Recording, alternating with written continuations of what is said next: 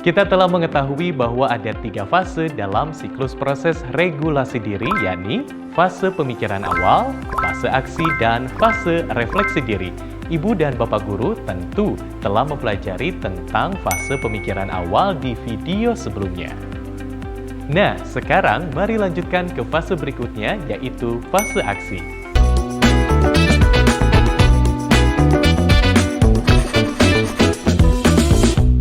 Ibu dan Bapak Guru, fase aksi adalah proses regulasi diri yang terjadi saat kita berada dalam kegiatan belajar. Di fase ini, seorang pembelajar melakukan berbagai tindakan dan strategi untuk memantau proses belajar serta mempertahankan konsentrasi dan motivasi. Ada 2 proses yang perlu kita jalani dalam proses fase ini.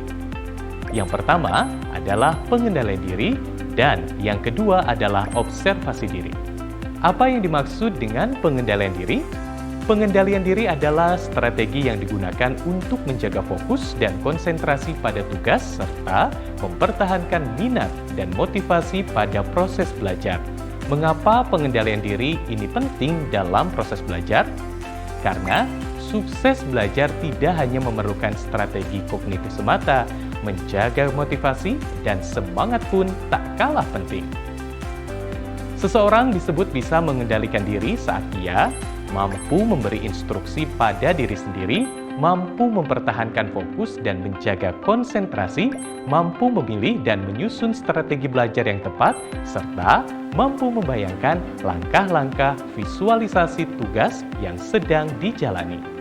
Lalu, bagaimana proses pengendalian diri ini diterapkan dalam pengembangan diri seorang pendidik? Mari kita saksikan bagaimana Pak Budi menerapkannya dalam tugas sebagai guru. Pak Budi menyadari bahwa sebagai guru, ia perlu memahami tentang pembelajaran kontekstual dan bermakna. Tekadnya pun semakin bulat setelah berdiskusi dengan rekan sesama guru. Perencanaan telah rapi dibuat dan Pak Budi bersemangat untuk memulai belajar. Pak Budi memahami bahwa sebagai pembelajar mandiri, ia harus dapat memerintah diri sendiri untuk belajar. Pak Budi mewujudkannya dengan konsisten menjalankan rencana yang telah ia susun.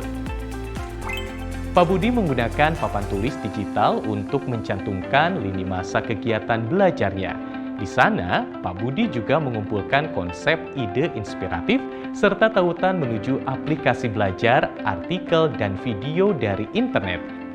Dengan menggunakan visualisasi ini, Pak Budi bisa melihat gambaran besar tentang proses belajarnya sendiri. Pak Budi memahami bahwa ia akan lebih bisa berkonsentrasi belajar di sekolah dibanding di rumah. Maka, Pak Budi menjadwalkan belajar menggunakan waktu 1 jam di hari Rabu pagi dan 2 jam di hari Jumat siang saat tidak ada jadwal mengajar. Pak Budi ingin agar proses belajar yang ia jalan ini benar-benar bermakna dan berdampak. Karena itu, ia menjalankan 4 langkah yang ia tahu cocok untuk dirinya. Pertama, Pak Budi menuliskan tujuan belajarnya secara eksplisit untuk memotivasi diri sendiri. Lalu Pak Budi mengikuti pelatihan mandiri di aplikasi platform Merdeka Mengajar mengenai kurikulum dan perencanaan pembelajaran. Selanjutnya, Pak Budi berdiskusi dengan rekan sejawat di sekolah untuk mengelaborasi apa yang sudah ia pelajari. Terakhir, Pak Budi mempraktikkan pembelajaran kontekstual di ruang kelas dan meminta umpan balik dari murid. Demikian Pak Budi mempraktikkan proses pertama dari fase aksi. Selanjutnya, mari kita melihat proses berikutnya dari fase aksi. Proses yang kedua dari fase ini adalah observasi diri. Dalam proses observasi diri, kita melakukan 2 hal, yaitu merekam proses belajar kita sendiri secara mandiri dan mencoba berbagai strategi untuk membandingkan mana yang lebih efektif dan cocok dengan diri kita. Mari kita lihat bersama bagaimana Pak Budi menjalani proses observasi diri ini. Pak Budi sadar bahwa waktu yang bisa digunakan untuk belajar memang terbatas. Karena itu, ia selalu memantau berapa lama waktu yang ia perlukan untuk mempelajari dan mempraktikkan sebuah topik. Dengan demikian, ia bisa menyesuaikan jenis strategi belajar sesuai waktu yang tersedia.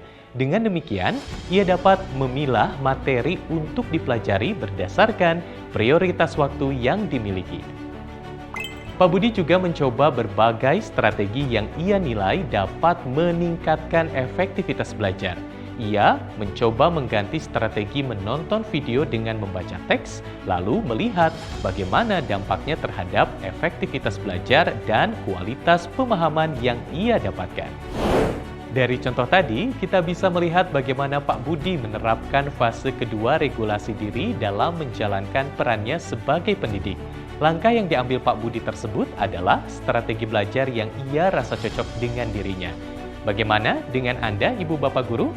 Strategi seperti apa yang Anda rasa cocok dengan diri Anda dan situasi Anda? Ibu dan Bapak Guru, demikian pembahasan mengenai fase aksi dalam regulasi diri.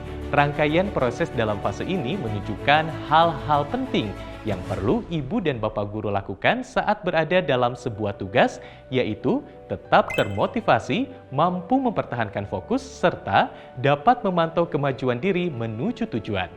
Selamat belajar menuju pembelajar mandiri.